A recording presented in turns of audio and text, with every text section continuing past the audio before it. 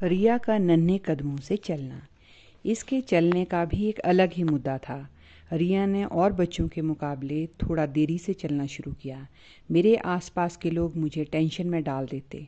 कभी कोई कहता कि मेरा बच्चा 9 महीने का था तो दौड़ लगाता था, पर हर कोई यह बोलता कि उनके बच्चे ने 1.5 साल से पहले चलना शुरू कर दिया था। मेरी रिया 1.5 साल के बाद ही चली। मैं सच बताऊं तो लोगों की बातें सुनकर तो ऐसा लगता था जैसे यह भी बच्चों की चलने और बोलने की प्रतियोगिता है, जिसमें देखा जाएगा कि कौन अव्वल आएगा। मैं जब अपने आसपास के बच्चों को देखती थी तो पाती थी कि ऐसा तो कुछ भी नहीं होता। सब अपने समय के अनुसार ही बोल और चल लेते हैं। मैं यह सब इसलिए बता रही हूँ कि हर बच्चे को उसके हिसाब से चलने देना चाहिए। ज़िंदगी ने बिटिया की परवरिश में बहुत कुछ सिखा दिया था। इसके दादा दादी जब भी हमारे पास आते, हर बार इसके पालने पोसने में मेरी मदद करते। मेरे सास ससुर के साथ इस बार सर्दियों की छुट्टियों में ननद के बच्चे भी आए हुए थे। वे दोनों रिया को दोनों तरफ से पकड़ते और चलाने की कोशिश करते। रिया धड़ाम से गिरती और ऊपर उठने की कोशिश करती।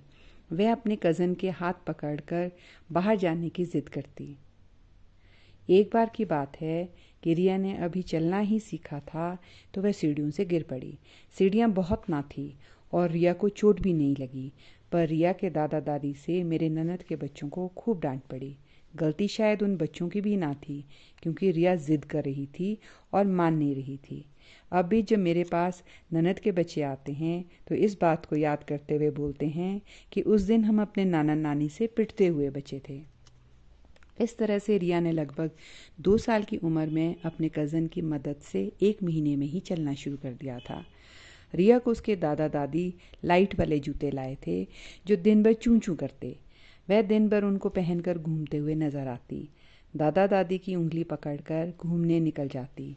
मुझे रिया का वह शब्द बाहर बार बार दोहराना अभी भी याद है।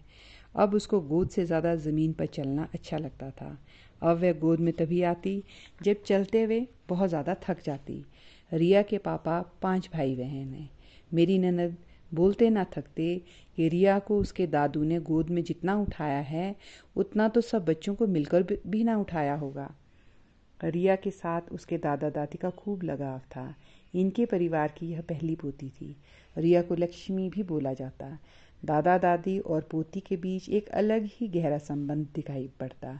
छुट्टियों में मेरी बिटिया का दायरा हम 2 जनों से बढ़कर 4 जनों का हो जाता, या फिर उससे भी ज़्यादा अगर हमारे घर 2-4 मेहमान और आ जाते।